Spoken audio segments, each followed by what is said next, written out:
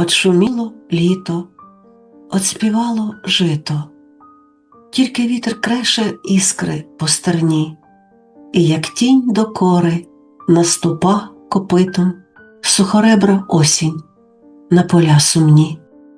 Там, де грали роси у вишневих ранках, не сміються дзвінко ніжні васильки, не шелеснуть листям над самотнім ганком в тишині вечірній ясені струнки.